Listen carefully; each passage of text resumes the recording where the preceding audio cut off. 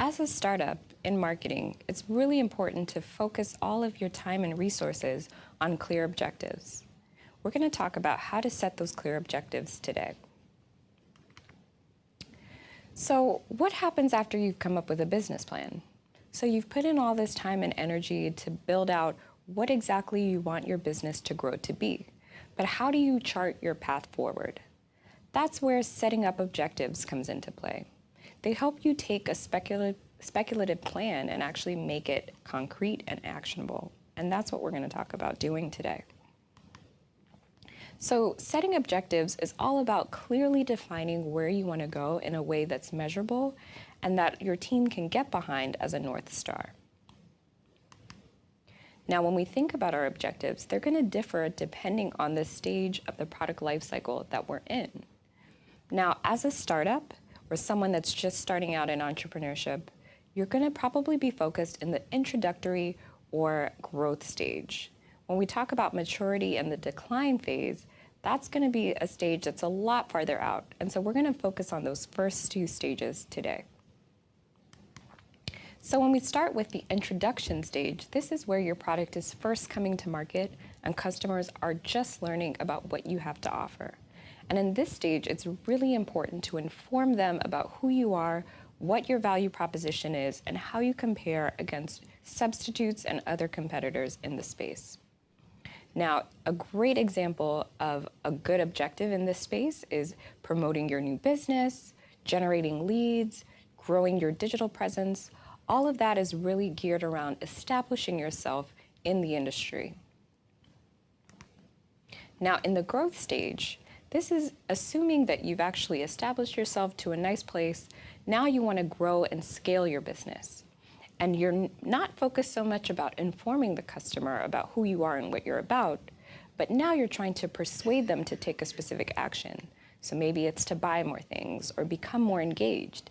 So you're really trying to get that customer to move from that one-time purchaser to more of a regular and habitual customer that's constantly engaging with you.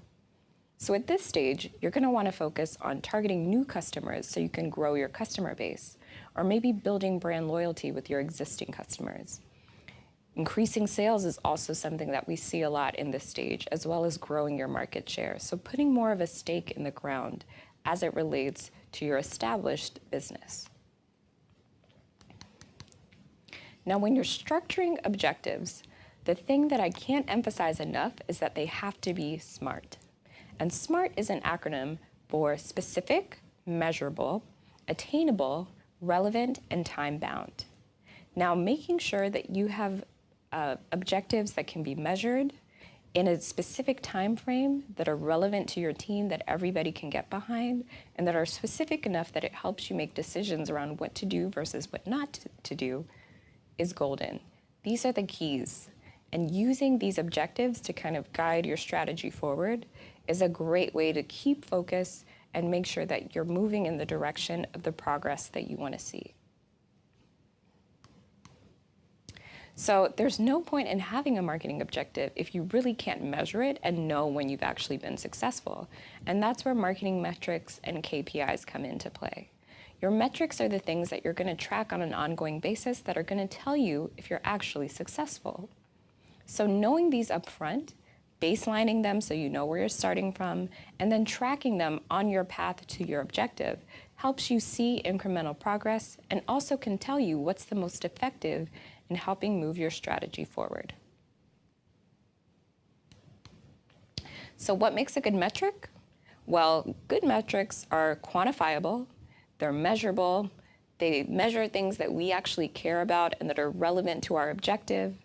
They're limited, so you don't want to have like 50 or 20 metrics that you're tracking. You want to have very specific ones.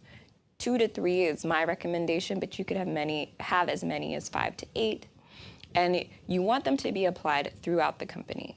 So you want to make sure that if you're tracking a metric in one area of the company, it's one that's relevant in another space.